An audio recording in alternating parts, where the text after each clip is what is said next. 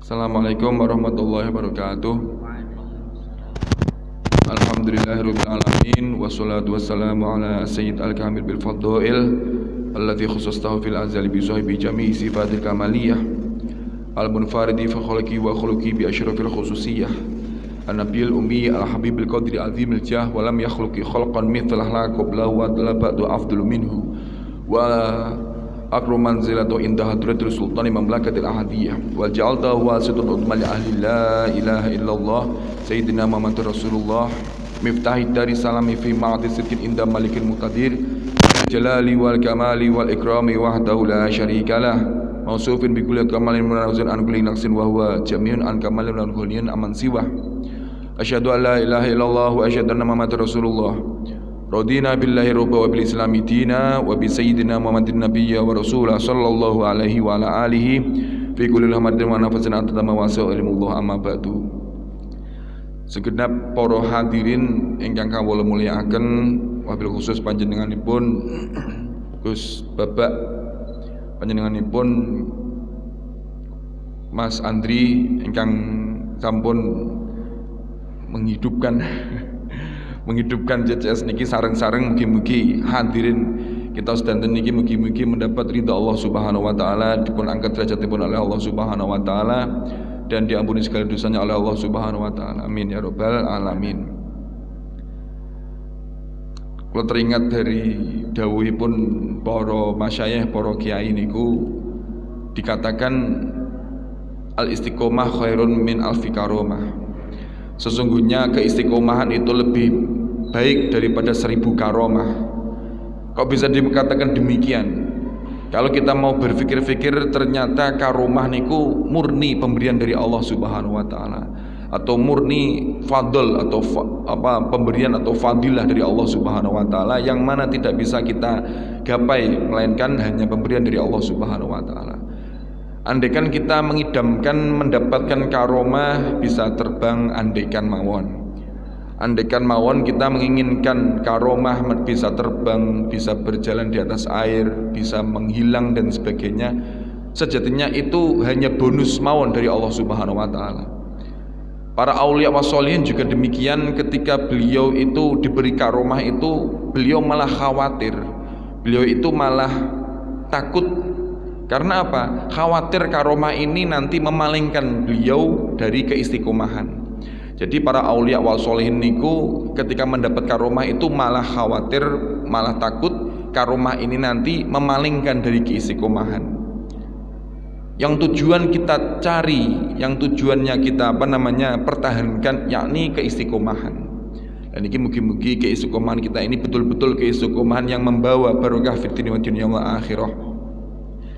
Dan niki kesepakatan niku temanya muslim kok gitu. Muslim kok gitu niki, siapa sebetulnya orang dikatakan muslim? Apa orang semua bisa mengaku dirinya muslim atau orang-orang tertentu? Dawuh Kanjeng Nabi Muhammad sallallahu alaihi wasallam, al muslim man salima al muslimuna min lisani wa yadihi. Dikatakan seseorang muslim yakni seseorang yang orang muslim lainnya itu selamat dari tangannya dan lisannya. Maksud selamat dari tangannya dan lisannya apa? Yakni tidak pernah mengganggu, tidak pernah mendolimi, tidak pernah berkaitan menyakiti kepada orang muslim lain. Itu dinamakan muslim.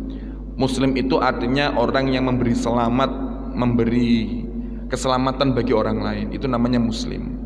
Nah ini sekarang tanyakan pada diri kita, apakah kita ini sudah menerapkan muslim secara sejati ataukah kita masih muslim secara casing saja. Nah, sesungguhnya orang bisa dikatakan muslim atau tidak muslim itu terpancar dari budi pekertinya, sopan santunnya. Karena dawuh Kanjeng Nabi la khuluq waladin. Sesungguhnya orang kalau tidak punya akhlak, sesungguhnya orang tersebut tidak punya agama. La khuluq ladin. Nah, di sini apakah kita ini termasuk betul-betul muslim yang didawuhkan Kanjeng Nabi Muhammad sallallahu alaihi wasallam? Kadang-kadang kita merasa muslim, kadang-kadang kita merasa paling Islam, paling benar sendiri, tetapi akhlak kita tidak mencerminkan muslim, akhlak kita tidak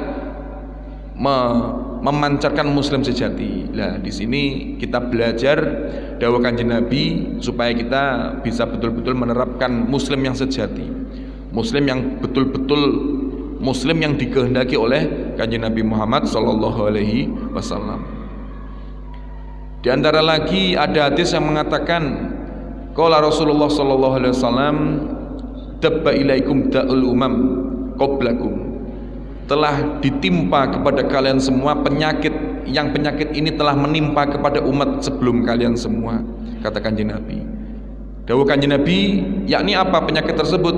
Yakni al-hasad wal baghdha, perasaan iri, dengki dan perasaan benci kepada orang lain. Kata Kanjeng Nabi demikian. Kata Kanjeng Nabi, fahyal halikoh, perasaan benci dan iri tersebut itu potong atau pemotong, kata Kanjeng Nabi. Pemotong, la aqulu halikatu sya'ri, la aqulu halikatu asy'ara. Saya tidak mengucapkan itu adalah pemotong kepada rambut, walakin halikatu ad-dina, tetapi itu adalah pemotong kepada agama. Nah, di sini kan Kanjeng Nabi menegaskan bahwa sesungguhnya orang Islam, umat Islam niki meninggalkan yang namanya sifat benci, iri, hasad dan sebagainya, karena itu telah memotong kepada agama, kepada agama. Barang siapa yang memotong kepada agama berarti dikatakan tidak punya agama. Naudzubillah min dzalik. Nah niki. Tapi namanya manusia kadang-kadang kan ya ada sifat benci, ada sifat iri dan sebagainya. Nah itu tujuan kita mengaji, tujuan kita berkhidmah, tujuan kita dekat kepada orang-orang soleh, yakni membersihkan hati kita supaya betul-betul ikhlas beramal kepada Allah Subhanahu wa ta'ala. Nah, bahwasannya kita mengaku muslim secara hakikat atau kita mengatakan saya muslim, sangat muslim dan sebagainya, kita tetap harus diperintahkan untuk khauf atau khawatir keadaan kita. Dikarenakan apa? Dikarenakan iya kalau di dunia muslim, pertanyaannya nanti ketika kita meninggal, ketika kita sakaratul maut, apakah muslim itu masih kita bawa atau kita lepas? Naudzubillah min dzalik. Lah di sini. Maka zaman sekarang kita masih sehat, kita masih kuat seperti ini, jangan mentang-mentang kita saya muslim, kamu tidak muslim, berarti kamu tersesat dan sebagainya. Belum tentu akhirnya niku, kita tidak tahu akhirnya kita bagaimana dan orang lain itu bagaimana, kita tidak tahu. Makanya Kanjeng Nabi selalu mengajarkan tidak pernah Kanjeng Nabi niku sombong. Loh, Kanjeng Nabi niki orang yang paling mulia kalau dipikir-pikir. Kanjeng Nabi niki kalau dipikir-pikir tidak ada makhluk yang seindah, yang seagung Nabi Muhammad SAW. Tetapi Kanjeng Nabi niki mengajarkan kepada umat-umatnya, kepada para sahabat ini selalu menunduk, selalu merasa rendah diri kepada para sahabat. Loh, padahal Kanjeng Nabi niki jelas-jelas orang yang sangat mulia, sudah tidak diragukan lagi pun. Kasarane ngomong, kasarane nyuwun sewu, Kanjeng Nabi Muhammad niku sombong niku pantas-pantas mawon. Karena apa? Beliau niku sudah tidak ada kekurangannya. Tetapi apa yang kita lihat? Kanjeng Nabi Muhammad SAW selalu merendah, tawadhu, tidak pernah merasa lebih baik dari orang lain. Loh niki Kanjeng Nabi. Kanjeng Nabi ketika Sayyidina Umar bin Khattab ingin pergi umrah, Kanjeng Nabi meminta doa, wahai Umar, doakan saya. Loh, kalau kita pikir-pikir doanya Kanjeng Nabi ini langsung diijabah oleh Allah Subhanahu wa taala, tetapi masih meminta doa kepada Sayyidina Umar bin Khattab. Loh niki bentuk tawadhu Rasulullah sallallahu alaihi wasallam. Jadi beliau ini mengetahui dirinya niki mulia, dirinya ini tinggi, tetapi tidak membanggakan, tidak sombong. Niki yang berat. Ini kan berat. Lha sing lucu dhewe kadang-kadang kita niku tidak tahu kita niku baik atau mulia di sisi Allah Subhanahu wa taala, tapi malah kita sombong, malah kita merasa lebih baik, malah kita merasa oh aku ini ahli ini, melihat orang lain malah menghina dan sebagainya. Niki kan sangat bertolak belakang dengan ajaran Rasulullah sallallahu alaihi wasallam. Niki salah setunggalipun napa tingkah laku atau tindak lampahipun Kanjeng Nabi Muhammad sallallahu alaihi wasallam yang betul-betul menjadi muslim sejati, muslim yang betul-betul mendamaikan, muslim yang betul-betul menghidupkan akhlakul karimah, muslim yang betul-betul menampakkan sopan santun kepada orang manapun, bahkan kepada hewan sekalipun. Kanjeng Nabi Muhammad sallallahu alaihi wasallam itu beradab, berakhlakul karimah. Dikatakan Kanjeng Nabi niki memerintahkan para sahabat niki ketika menyembelih kambing atau menyembelih hewan-hewan kurban itu dengan adab, dengan tata krama. Dalam kitab kan juga dijelaskan ketika mengasah pisau niku jangan sampai diperlihatkan di depan hayawan yang akan disembelih. Loh, sampai segitunya Kanjeng Nabi. Kalau kita pikirkan alah kewan niki tak duduk niki lah, tak delok niki lah, delok engkas. Delok engkas sama tak beleh kan. Kalau kita pikirkan itu cuman hayawan, enggak punya perasaan, enggak punya akal dan sebagainya. Tapi saking mulianya budi pekerti Kanjeng Nabi Muhammad sallallahu alaihi wasallam itu dilarang oleh Kanjeng Nabi. Bahkan diperintahkan supaya dibanggakan dulu. Jadi hewan-hewan korban itu sebelum dikorban itu dibanggakan dulu, dijak camping, dijak piknik dan sebagainya supaya bahagia. Ketika bahagia baru disembelih. Dan itu termasuk budi pekerti Kanjeng Nabi Muhammad sallallahu alaihi wasallam. Itu demikian. Nah, kita sebagai umatnya paling tidak kita niki mengambil beberapa persen sedikit dari budi pekerti Kanjeng Nabi Muhammad sallallahu alaihi wasallam. Mengkaji sirah beliau, dekat dengan para ulama, dekat para kiai, para gawagis dan sebagainya, murni supaya kita niki mendapat kebaikan dari beliau-beliau. Karena kita kan percaya barokah ziyadatul khair, barokah ziyadatul khair. Barokah niku menambah kebaikan dalam diri kita. Barokah niku menambah kenikmatan dalam diri kita, niku barokah. Jadi kadang orang biasanya itu orang-orang soleh didekati, minta doa, minta arahan, minta solusi dan sebagainya. Niku salah satu kita mempercayai barokah, yang mana para sahabat dahulu juga meminta berkah kepada Kanjeng Nabi Muhammad sallallahu alaihi wasallam. Bahwa Kanjeng Nabi ketika berwudu niku cipratan atau bekas wudunya Kanjeng Nabi niki dibuat rebutan para sahabat. Dibuat rebutan para sahabat niki memang betul-betul barokah. Dan Kanjeng Nabi niku tidak melarang. Ketika melihat seperti itu Kanjeng Nabi tidak melarang, Kanjeng Nabi malah tidak menyesatkan dan sebagainya. Tetapi para sahabat langsung beramai-ramai untuk mengambil barokahnya Kanjeng Nabi Muhammad sallallahu alaihi wasallam. Dan niki mari kita sama-sama lah mengambil hikmahnya. Muslim itu muslim yang bertawadhu, muslim yang berakhlakul karimah, muslim yang tidak merasa dirinya itu tertinggi, yang mulia dan sebagainya. Pada dasarnya kan kita beribadah kepada Allah Subhanahu wa taala, seharusnya orang yang dekat kepada Allah Subhanahu wa taala itu merasa lebih kecil dibanding orang lain. Seharusnya seperti itu. Jadi kaedahnya ketika orang itu lebih menunduk kepada Allah Subhanahu wa taala, niscaya orang tersebut itu merasa kecil di hadapan Allah Subhanahu wa taala, sudah tidak bisa merasa lebih besar dari orang lain. Niku sejatinya seperti itu. Jadi tidak bisa dikatakan seseorang kok ibadah lalu merasa aku ini ahli ibadah, saya ini ahli ibadah, saya ini ahli dan sebagainya. Berarti itu masih dipertanyakan menunduknya itu karena hawa nafsunya atau karena Allah Subhanahu wa taala. Seharusnya kalau kita menunduk sujud betul-betul kepada Allah Subhanahu wa taala, otomatis kita ini merasa tidak ada apa-apa, sangat kecil di hadapan Allah Subhanahu wa taala dan di hadapan makhluk-makhluk yang lain.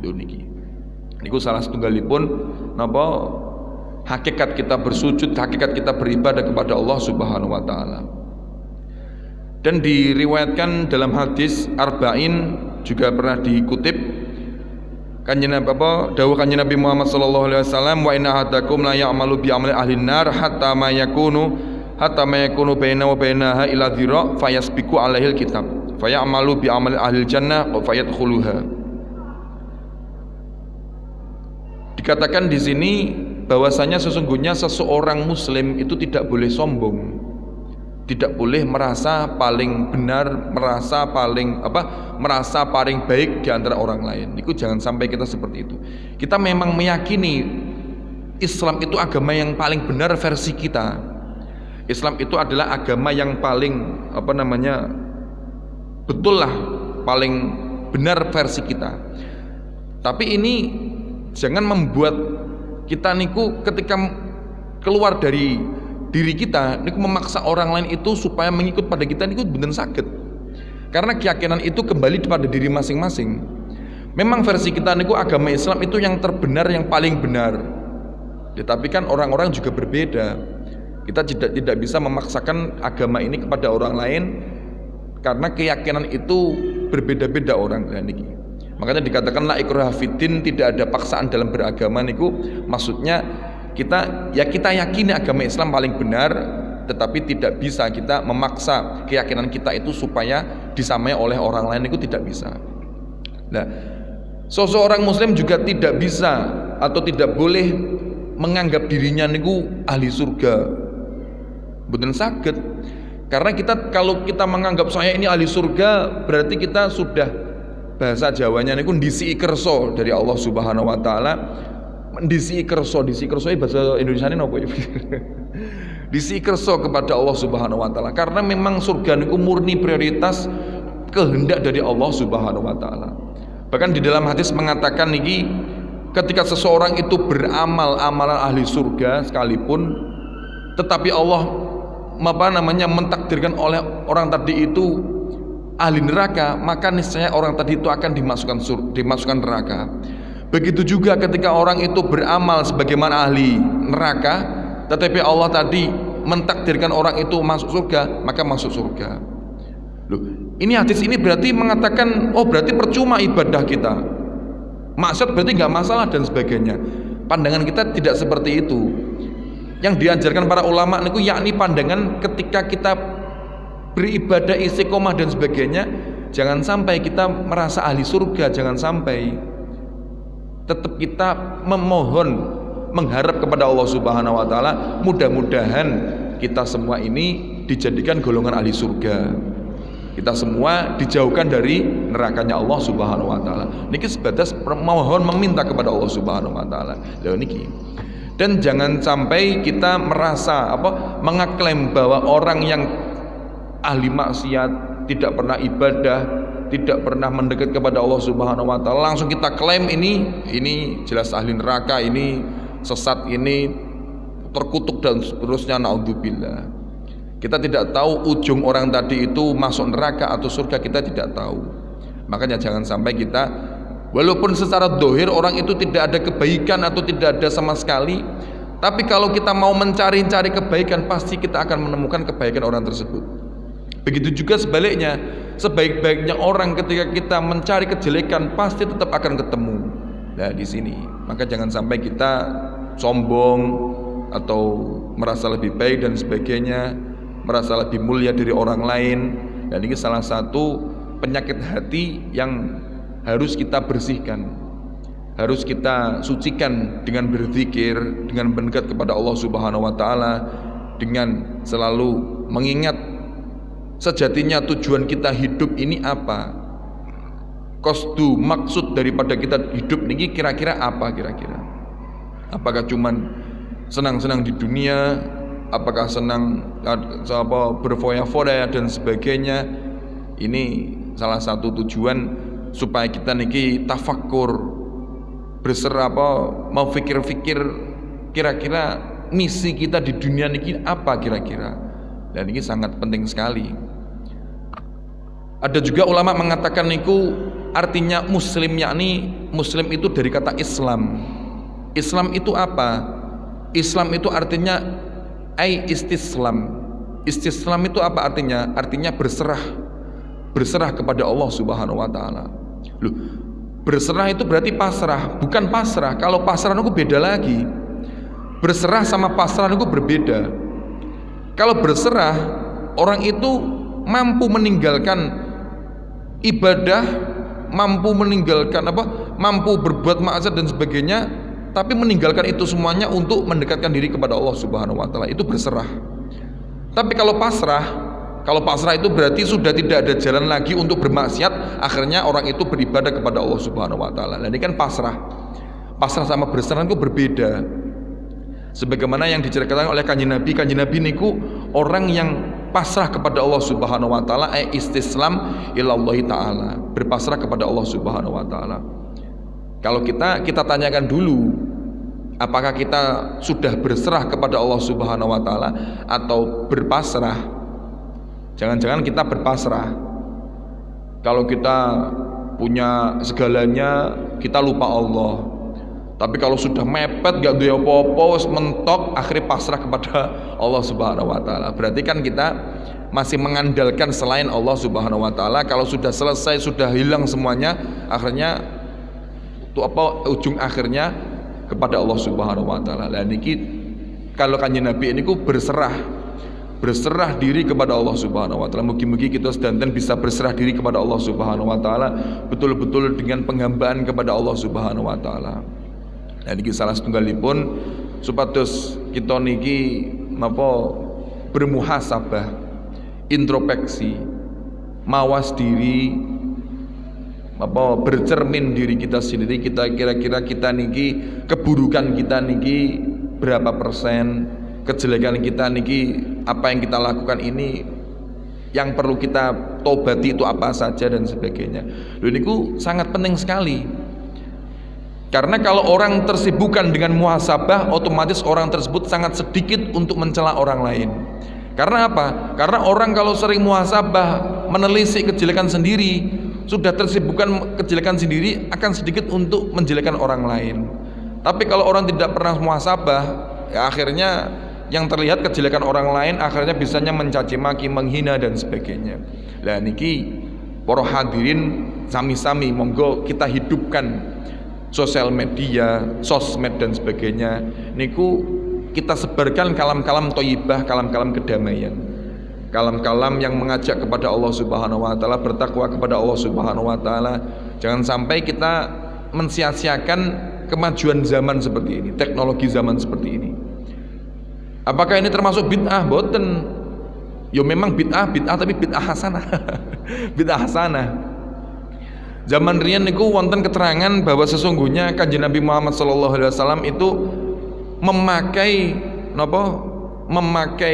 kalau zaman sekarang kan teknologi mengirim pesan kan lewat internet, lewat WA, lewat Telegram dan sebagainya. Tapi kalau zaman dahulu, zaman Kanjeng Nabi niki Kanjeng Nabi mengirim pesan itu melalui lewat burung, ngoten niku. Loh, itu Kanjeng Nabi tidak menutup kebaruan, tidak menutup kasarannya teknologi zaman pada waktu itu, tidak menutup, tidak meninggalkan, tapi memakai alat seperti itu supaya untuk melancarkan dakwah beliau, untuk melancarkan menyebarkan agama Islam dari beliau. Dan ini menunjukkan bahwa sesungguhnya teknologi-teknologi yang berkemajuan ini kita manfaatkan menyebarkan ilmu, berdakwah, mengajak orang kepada Allah Subhanahu wa taala, supaya sosmed atau sosial media niki isinya niku baik-baik, yang menyerminkan muslim betul. Jangan sampai kita mengaku muslim tapi isinya sosial media caci maki, menghina sana sini, adu domba dan sebagainya. Naudzubillah. Namanya muslim, akunnya muslim tapi isinya kata-kata kotor, kata-kata adu domba dan sebagainya. Ini kan berarti kan sama dengan judulnya ini, muslim kok gitu kan. Muslim kok gitu. Nah, makanya sarang-sarang kita berjuang, sarang-sarang kita menghidupkan akhlak Nabi Muhammad SAW sebagaimana yang diajarkan oleh para kiai-kiai kita, para masyayikh-masyayikh kita. Kita kan kasarannya kan mengadakan seperti ini, majelis seperti ini, itu kan ingin membantu para masyayikh-masyayikh kita.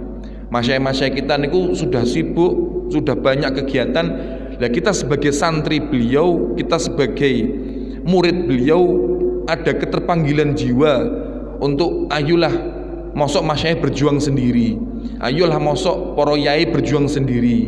Maka kita hidupkan majelis-majelis seperti ini minongko, siapa tahu kita dengan keistiqomahan menghidupkan majelis ini, kita kelak dikumpulkan bareng masyayikh di hari kiamat. Kita dikumpulkan para masyayikh, para habaib, para ulama dengan Kanjeng Nabi Muhammad sallallahu alaihi wasallam. Niku salah setunggalipun ngoten niku. Terus sungguh luar biasa majelis yang mana majelis-majelis di waktu sekarang niki banyak kejadian-kejadian ya naudzubillah, mudah-mudahan yang tidak menimpa kepada kita, yang tidak terjadi pada kita, yakni kejadian yang jauh dari akhlak Nabi Muhammad SAW. Wonten apa jenenge kekerasan, wonten pelecehan dan sebagainya. Ini kan semuanya karena kita jauh dari Nabi Muhammad SAW. Karena kita jauh dengan para solihin, para ulama, para pewaris Nabi Muhammad SAW, akhirnya menciptakan akhlaknya niku jauh dari beliau-beliau. Loh, kalau kita mau selamat dari kesemuanya itu, ayo kita ajak saudara-saudara kita, keluarga kita supaya dekat dengan para masyayikh, dengan para kiai, para ulama. Supados apa? Supaya kita niki nasib kita di akhirat niki supaya selamat. Terus kita mau ikut siapa kalau tidak ikut para ulama-ulama? Kalau kita mengaku, oh saya ikut Nabi, kita mohon maaf, kita tidak hidup di masa Nabi. Kita ini hidup di 1400 Hijriah. Kanjeng Nabi sebelum itu kita kan jauh sekali. Maka bagaimana kita supaya hidup atau mengikuti jalurnya Kanjeng Nabi? Ya ikut para ulama-ulama yang mewarisi ilmunya Nabi Muhammad SAW. Salah satunya seperti itu, supaya kita memohon kepada Allah Subhanahu Wa Taala, semoga kita dan keturunan-keturunan kita, keluarga kita, orang-orang terdekat kita itu selalu sejalan dengan para alim ulama, para kiai, para habaib dan sebagainya, supaya kelak ke semua keturunan, keluarga, kerabat kita semuanya itu satu rombongan dengan para kiai-kiai, para alim ulama, dan berpusat di bawah benderanya Nabi Muhammad SAW. Salah setunggalipun seorang muslim, yakni orang yang memberikan selamat kepada orang lain, yakni tidak pernah menyakiti orang lain. Dunia kan sangat sulit sekali. Tidak pernah menghina orang lain. Kalau di dahulu mengatakan salamatul insan bihifdil lisan. Zaman dahulu ngoten niku, salamatul insan bihifdil lisan. Selamatnya seseorang itu karena menjaga lisannya. Tapi zaman sekarang mboten, diganti salamatul insan bihifdil ibham. Selamatnya seseorang itu dijaga karena jempolnya. Jempol lagi hati-hati dijogo supaya kita selamat. Karena apa? Yo sumber fitnah, sumber caci maki, sumber adu domba, sumber kata-kata jelek kan itu bermula dari jempol yang tidak terkontrol kan. Nah niki monggo sareng-sareng kita menjaga jempol kita ketikan kita di sosmed. Kita pikir betul sebelum kita mengeser atau membagikan ini betul apa tidak kira-kira. Kadang-kadang kita mengetahui kabar ini, oh ini langsung dikebarkan, sebarkan, padahal itu kabar palsu, padahal itu kabar tidak benar. Nah, kita perlu namanya tabayun. Lantas ketika kita setelah bertabayun ternyata kabar itu benar, ternyata kabar itu fakta, kita tanyakan diri kita lagi, kira-kira ini disebarkan itu berfaedah apa tidak, mengandung masalah atau tidak, apakah hanya menambah kerancauan, menambah hiruk pikuk dan sebagainya, menambah kekacauan dan sebagainya. Loh niki sangat miris melihat seperti itu. Loh nyuwun sewu, kadang-kadang niki kita niki sukanya malah kerusuhan, naudzubillah.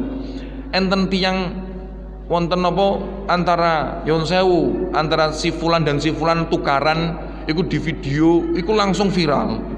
Langsung rame, langsung banyak yang menyeser. Tetapi ketika ada orang tadi yang bertengkar itu berdamai di video itu tidak begitu viral, biasa-biasa saja. Seakan-akan kita niki sangat krisis sekali, krisis rahmat, krisis saling kasih sayang, krisis saling menyayangi dan sebagainya. Lho niki salah setunggalipun monggo kita sebarkan ilmu para masyayikh, ilmu para aulia wassolihin, supaya mendamaikan umat, supaya kita termasuk orang yang berkongsi dalam menyebarkan rahmatan lil alamin, menyebarkan rahmat kepada alam semesta. Mungkin niku mawon ingkang kula sampaikan, mugi-mugi ngaji pagi ini mendapatkan berkah kita dumateng kita sedanten, kita sekeluargi, keturunan-keturunan kita sedanten. Mugi-mugi bermanfaat fid dunya wa dunya akhirah. Kita mengharap niat kita niki berkhidmah kepada para ulama. Mugi-mugi khidmah kita sedanten ditampi para dumateng Allah Subhanahu wa taala. Niat kita sedanten ditampi dening Allah Subhanahu wa taala, sedantenipun niat-niat kita, hajat-hajat kita mugi-mugi dikabulkan oleh Allah Subhanahu wa taala, dosa-dosa kita diampuni oleh Allah Subhanahu wa taala. Dan mungkin di antara kita ada yang sakit atau ada yang masih mempunyai hutang, masih bermasalah dan sebagainya, mudah-mudahan barokah majelis ini semuanya itu diangkat oleh Allah Subhanahu wa taala dan diberi kemudahan oleh Allah Subhanahu wa taala. Di antara kita yang masih punya masalah baik dunia dan akhirat, mudah-mudahan barokah majelis ini semuanya itu diangkat oleh Allah Subhanahu wa taala, dimudahkan oleh Allah Subhanahu wa taala, mendapat barokah fid dunya wal akhirah oleh Allah Subhanahu wa taala dan mendapatkan syafaat Nabi Muhammad sallallahu alaihi wasallam. Wa alaikum minkum. Assalamualaikum warahmatullahi wabarakatuh.